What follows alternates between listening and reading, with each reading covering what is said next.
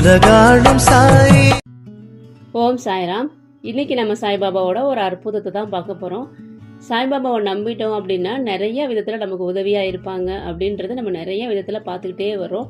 இன்றைக்கும் சாய்பாபாவை நம்பின ஒரு பக்தருக்கு சாய்பாபா எப்படியெல்லாம் உதவி செஞ்சுருக்காங்க அப்படின்றத பாருங்கள்.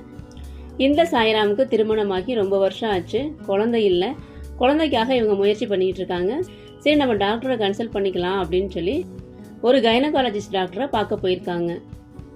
அவங்க ஸ்கேன் பண்ணி பார்த்துருக்காங்க. ஸ்கேன் பண்ணி பார்த்துட்டு அவங்க சொல்லியிருக்காங்க, உங்களுக்கு கர்ப்பப்பையில் அடைப்பு இருக்குது, இந்த அடைப்பை முழுசாக சரி பண்ணால் மட்டும்தான் உங்களால் கன்சீவ் ஆக முடியும், அதனால நீங்கள் உடனே அட்மிட் ஆகணும், ஆப்ரேஷன் பண்ணியே ஆகணும் அப்படின்னு சொல்லி அவங்க சொல்லியிருக்காங்க.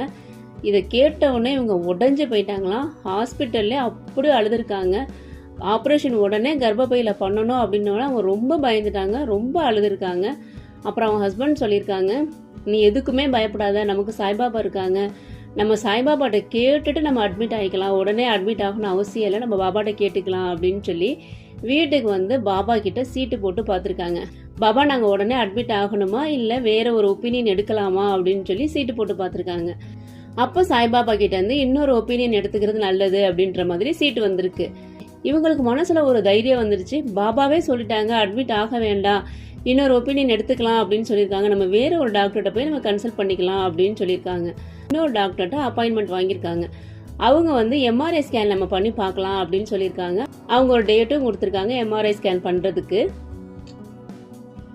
இவங்க வீட்டில் பாபா கிட்ட, பாபா எம்ஆர்ஐ ஸ்கேன் பண்ண போகிறோம், எம்ஆர்ஐ ஸ்கேனில் எந்த பிரச்சனையுமே இல்லை, நான் நல்லபடியாக ஆரோக்கியமாக இருக்கேன், என்னால் கருத்தரிக்க முடியும் அப்படின்னு சொல்லி தான் வரணும், நான் உங்களை நம்பி போகிறேன் பாபா அப்படின்னு சொல்லிட்டு பாபா கிட்ட நம்பி அவங்க பாபாவோட உதி எடுத்து தண்ணியில் கலந்து குடிச்சிட்டு போயிருக்காங்க.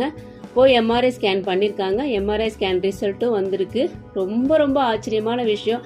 நம்ம எல்லாருக்குமே தெரியும் நம்ம சாய்பாபா கண்டிப்பாக நல்லது தான் செய்வாங்க அப்படின்னு. அதே மாதிரி அவங்களுக்கும் பாபாவோட ஆசீர்வாதத்தோட எந்த வித பிரச்சனையுமே இல்லை, கர்ப்பப்பையில் எந்த விதமான பிரச்சனையுமே இல்லை அப்படின்னு சொல்லியிருக்காங்க. நீங்கள் கன்சீவ் ஆகிறதுக்கு எந்த வித பிரச்சனையுமே இல்லை அப்படின்னு சொல்லி அவங்க கன்ஃபார்மாக சொல்லிட்டாங்களாம்.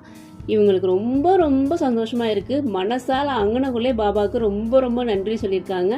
பாபாவோட ஆசீர்வாதத்தால் இப்போ அவங்க 3 மாதமாக கன்சீவாக இருக்காங்களாம்.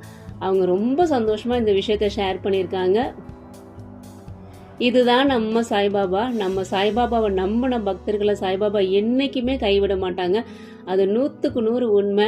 நிறைய சோதனைகள் வரும் தான், இல்லைன்னு சொல்லலை, ஆனால் கண்டிப்பாக சொல்கிறேன், பாபா நம்மளை கைவிடவே மாட்டாங்க. பாபாவை நம்பி நம்மளோட பிரார்த்தனையை பாபா பாதத்தில் சமர்ப்பணம் பண்ணிருங்க. கண்டிப்பாக அத்தனை பேரோட வேண்டுதலையும் பாபா நிறைவேற்றி தருவாங்க.